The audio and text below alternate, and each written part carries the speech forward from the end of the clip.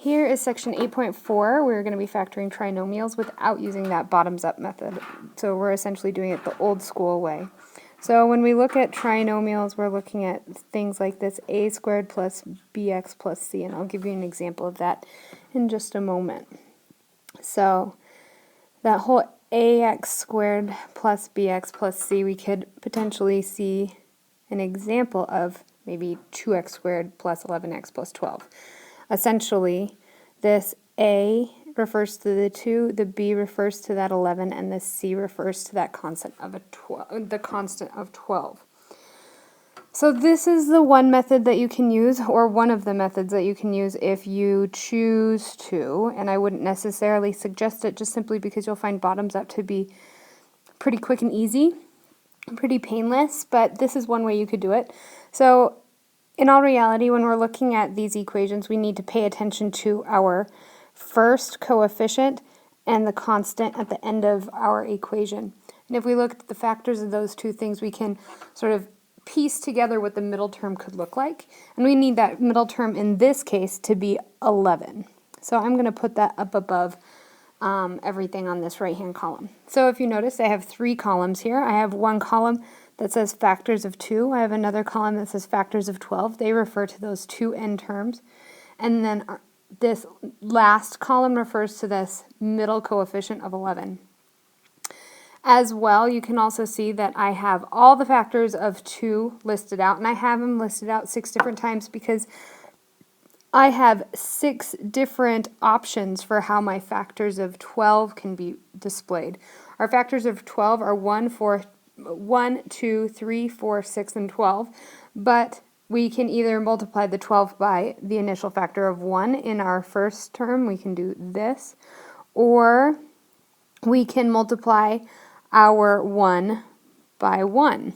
Doesn't matter. Either way, we need to be able to do both of those things, and we need to be able to show it.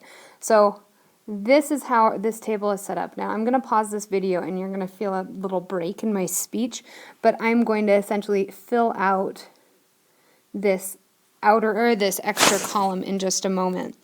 Let me first show you what I'm going to go through for this first part so you can just see or try this out for yourself.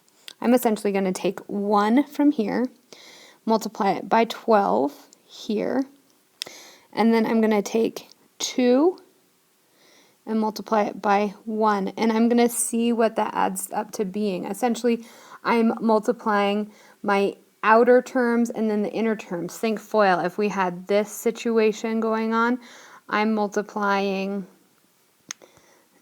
these two terms and these two terms when I'm doing that, the outer terms and the inner terms.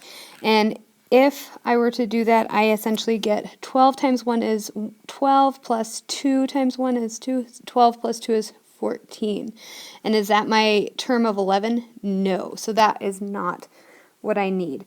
So I'm going to pause the video. I'm going to go through the rest of these and fill it out and restart it in just a moment. Okay, so now I'm filling this all in, and I should be getting numbers like 25, and 25 is not 11, so that one doesn't work. I now have 10 in this one. 6 plus 4 is 10. Nope, that's not 11. 2 plus 12 is 14. Nope, that is not 11. 4 plus 6 is 10 again. That's not going to work, and let's hope that this one works because otherwise this is unsolvable. 3 plus 8 is 11. Sweet. So my very last one works, so that means these terms right here, the 1, 2, 3, and 4, those are what is going to end up working for my equation, and essentially it's this situation where I have 1 and 3, they're going to multiply together, and 2 and 4, they're going to multiply together. So let me show you how we can then format all of this so it all makes sense. Essentially, I'm going to take 1 and I'm going to take 2 and I'm going to put them at the front of my parentheses. And then I need to take 3 and 4 and put them at the back of my parentheses. So if I were to then do the math and do the FOIL method on this, I should be able to get our initial problem, our initial problem of 2x squared plus 11x plus 12 as my answer. So let's do that math and see if it works. 1 times 2, or 1x times 2x equals 2x squared. That is our first term. Our outside term, 1 times 3, 1x times 3 is 1x times 3 equals 3x. Our inside term, 4 times 2x equals 8x. And our last term of 4 times 3 equals 12.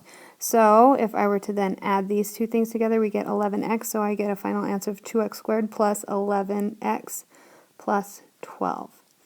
So as you can see, lots of work involved. However, we do end up getting the right answer of x plus 4 times 2x plus 3 as our final answer, as the end result of 2x squared plus 11x plus 12.